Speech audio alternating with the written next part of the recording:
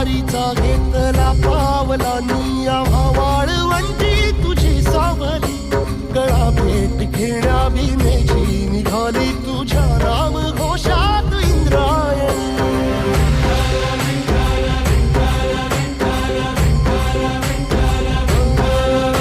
भिडे आसमंती ध्वजा वैष्णवांची उभी पंढरी आज नानावली तुझे नाव ओठी तुझे रूप ध्यानी जीवाला तुझी आस लागली जरी बाप साऱ्या जगाचा परी तू आम्हाले करांची विठू